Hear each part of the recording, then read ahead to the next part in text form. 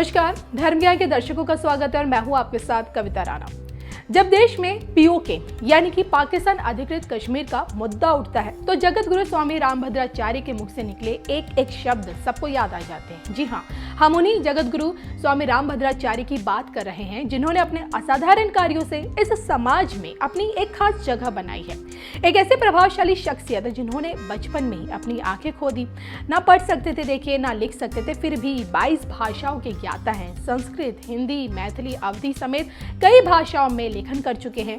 नैसर्गिक कवियों में शुमार है और अपने दम पर आज विश्व की सबसे पहली हैंडीकैप यूनिवर्सिटी की भी वो चला रहे हैं। उसकी स्थापना उन्होंने की और अब बतौर धर्मगुरु लोगों का मार्गदर्शन भी वो करते हैं। और इतना ही नहीं, देखिए देश के प्रधानमंत्री नरेंद्र मोदी की भी गुड बुक में सबसे ऊपर टॉप पर वो रहते हैं और उन्होंने ही देखिए मोदी के तख्त पर बैठने की भविष्यवाणी कर दी थी। साल 2014 और 2019 के परिणामों से पहले ही इस बात के उन्होंने संकेत दे दिए थे कि मोदी ही देश के प्रधानमंत्री बनेंगे। तो वहीं राम मंदिर निर्माण से लेकर रामनाथ कोविंद के राष्ट्रपति बनने की भी भविष्यवाणी उन्होंने कर डाली थी। और यही वजह है कि स्वामी रामभद्राचार्य के मुख से निकली हर बात पर लोग गौर करते हैं। और पिछले साल पीओके को लेकर स्वामी रामभद्राचार्य ने इस बात की भविष्यवाणी कर दी थी कि अब वक्त आ गया है जब पीओके की घर वापसी होगी।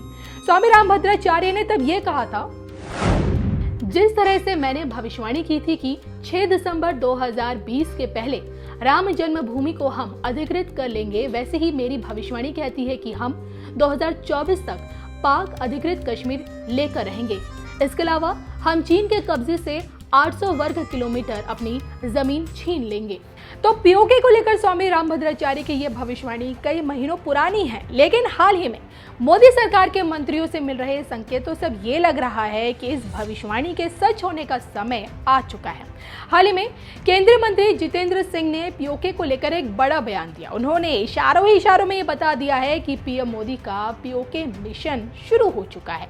उन्होंने सबसे पहले देखिए 370 का जिक्र किया, जिसे सालों पहले हटाने की सिर्फ एक कल्पना की जाती थी। फिर देश के पूर्व प्रधानमंत्री भारत रत्न से सम्मानित अटल बिहारी वाजपेयी जी की भविष्यवाणी याद दिलाई, जो आज सच साबित हुई और अब उनका अगला मिशन पीओके है।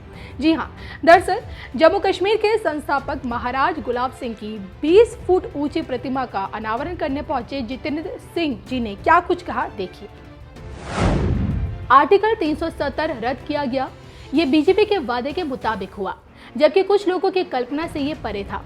इसी तरह से 1980 में पूर्व प्रधानमंत्री अटल बिहारी वाजपेयी ने अनुमान जताया था कि भाजपा की शानदार जीत होगी, जबकि ये भी लोगों की सोच से परे था। मोदी सरकार ने सत्ता संभाली है। उनके नेतृत्व में बीजेपी पाकिस्तान के कब्जे वाले जम्मू कश्मीर को आजाद कराने समेत सभी वादों को पूरा किया जाएगा। तो मोदी सरकार के अब तक के रिपोर्ट कार्ड को अगर देखा जाए तो दिन पर दिन सरकार नए नए कीर्तिमान स्थापित कर रही है। सबसे पहले दशकों से 370 की बेड़ियों से जकड़े जम्मू कश्मीर को आजादी दिलाई, फिर घाटी में शांति कायम की। आलम यह है कि लाल चौक की जिन सड़कों पर देर रात सेना अधिकारी की मौजूदगी खतरे से खाली नहीं होती थी, उन पर हमले होते थे, आतंक का साया रहता था, आज वहां बिना किसी खतरे के सेना के अधिकारी घूम फिर रहे हैं, वहां के नागरिकों से घुल मिल रहे हैं। और अब बारी है पीओके की, और जिसकी वापसी की तैयारियों में देखिए मोदी सरकार जुट चुकी है। संकल्प पत्र में किए गए एक एक वादे पर मोदी सरकार खरी उतर रही है। फिर चाहे वो देखिए घाटी से 370 हटाना हो, राम मंदिर का निर्माण हो या फिर 3 तलाक खत्म करना हो। और इसी कड़ी में अब अगला नंबर पीओके का है और जिसकी घर वापसी पर मोदी सरकार जुट चुकी है। ग्लोबल पार्टनरशिप में जो अभूतपूर्व प्रगति देखने को मिली, उसमें प्रधानमंत्री की शिदा की महत्वपूर्ण भूमिका रही है। आज की हमारी समिट का आयोजन एक बहुत महत्वपूर्ण समय हुआ है। विश्व अभी भी कोविड-19 और उसके दुष्प्रभावों से जूझ रहा है। वैश्विक इकोनॉमिक रिकवरी की प्रक्रिया में अभी भी अड़चनें आ रही हैं। जियोपॉलिटिकल घटनाएं भी नई चुनौतियां प्रस्तुत कर रही हैं। इस संदर्भ में भारत जापान पार्टनरशिप को और गहन करना सिर्फ दोनों देशों के लिए ही महत्वपूर्ण नहीं है, इससे इंडो पैसिफिक क्षेत्र और पूरे विश्व के स्तर पर भी पीस, प्रॉस्पेरिटी और स्टेबिलिटी को प्रोत्साहन मिलेगा। हमारा आपसी विश्वास हमारे सिविलाइजेशनल टाइज, डेमोक्रेसी, फ्रीडम और रूल ऑफ लॉ जैसे हमारे साझा मूल्य हमारे संबंधों के मूल में है, उन्हें शक्ति प्रदान करते हैं। आज की हमारी चर्चा ने हमारे आपसी सहयोग को नई ऊंचाइयों तक ले जाने का मार्ग प्रशस्त किया है। हमने द्विपक्षीय मुद्दों के अलावा कई क्षेत्रीय और वैश्विक मुद्दों पर विचारों का आदान प्रदान किया। हमने यूनाइटेड नेशंस और अन्य अंतर्राष्ट्रीय मंचों पर भी अपना समन्वय बढ़ाने का निर्णय लिया। फ्रेंड्स, भारत जापान आर्थिक पार्टनरशिप में पिछले कई वर्षों में अभूतपूर्व प्रगति हुई है। दोनों देशों के बिजनेसेस में जबरदस्त विश्वास है, उत्साह है। जापान भारत में सबसे बड़े इन्वेस्टर्स में से एक विश्वस्त साथी है। डेडिकेटेड फ्रेट कॉरिडोर और Mumbai Ahmedabad high speed rail जैसे हमारे फ्लैगशिप प्रोजेक्ट्स में जापान का सहयोग उल्लेखनीय रहा है। हम इस योगदान के लिए बहुत बहुत आभारी हैं। Mumbai Ahmedabad high speed rail project में अच्छी प्रगति हो रही है। दोनों देश इस पर वन टीम वन प्रोजेक्ट की अप्रोच के साथ काम कर रहे हैं। यह प्रोजेक्ट भारत जापान पार्टनरशिप का एक बेहतरीन उदाहरण है। मुझे प्रसन्नता है कि हमने 2014 में निर्धारित 3.5 ट्रिलियन जापानीज येन का इन्वेस्टमेंट टारगेट पार कर लिया गया। हम अपने महत्वाकांक्षाओं को और बढ़ाने का निर्णय लिया है और आने वाले 5 वर्षों में 5 ट्रिलियन येन, 5 ट्रिलियन येन मतलब करीब 3,20,000 करोड़ रुपए का नया टारगेट तय किया है।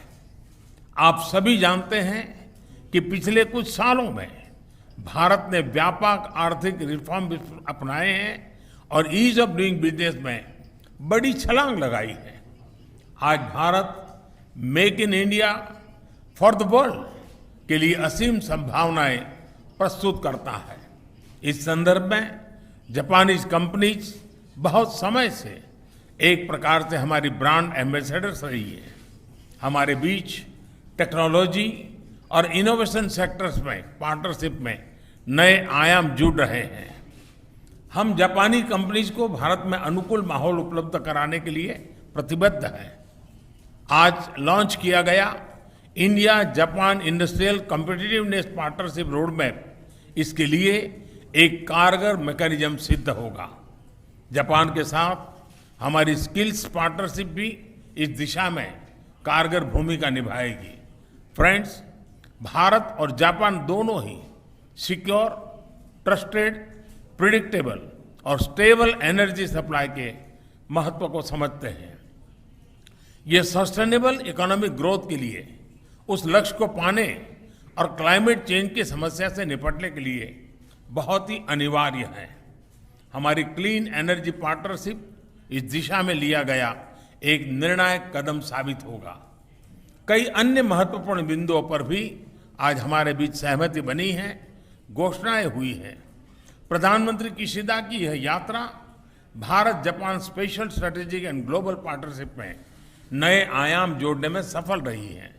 मैं एक बार फिर प्रधानमंत्री किशिदा और उनके डेलीगेशन का भारत में बहुत बहुत स्वागत करता हूं। धन्यवाद। Thank you sir.